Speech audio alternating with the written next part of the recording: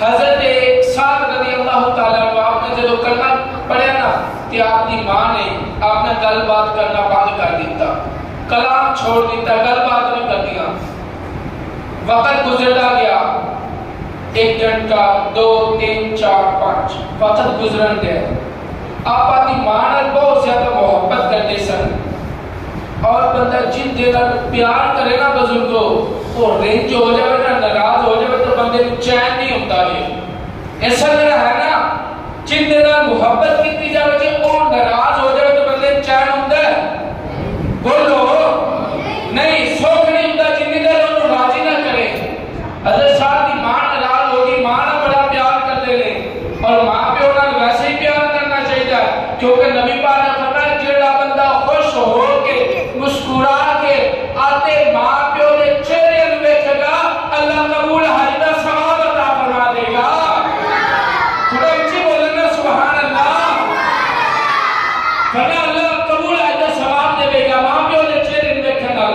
پر سنو، حضرت صاحب رضی اللہ تعالیٰ عنہ آپ دی ماں ناراض ہو گئی، وقت گزرن دیا، کھانا لے کے جاندے ماں روٹی بھی نہیں کھاندی، روٹی بھی نہیں کھا رہی، پانی نہیں پی رہی. وقت گزر گیا، 1 دن گزر گیا، دوسرا دن گزر گیا، تیسرا دن آیا وہ بھی گزر گیا. 3 دن نہ کھانا کھاتا نہ پانی پیتا، اور ماں گل بھی نہیں کر رہی. حضرت صاحب ماں کو پوچھا ابا جی گل کیوں نہیں کرتے جی، کھاتے پیتے کیوں نہیں؟ حضرت صاحب کی ماں کہا لگی پتر تو جب کلمہ پڑھے گا اے نبی کا کلمہ پڑھنا چھڑ دے. حضرت صاحب نے فرمایا سن ماں، تیرے جسم دے وچ ایک جان ہے، اگر تیرے جسم دے وچ 1000 جاناں ہون، ایک ایک کر کے تو میرے سامنے تڑپ تڑپ کے 1000 جاناں تیرے جسم دے وچوں نکل جاویں، اور ہر باری تو کہے نبی دا کلمہ پڑھنا چھڑ دے. فرمایا ماں میں تینوں قربان کر دیاں گا، پر نبی دا کلمہ میں بھی نہیں چھڈاں گا. کوئی تھوڑا غلط کا بولا سبحان اللہ.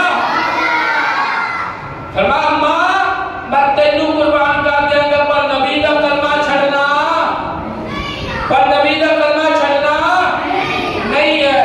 اے حضرت صاحب نے جواب دیتا رسول اللہ صلی اللہ علیہ وسلم دی محبت دے وچ. اور یاد رکھو حضور نے صحابہ نے وفا عشق محبت اخیر کر دیتی.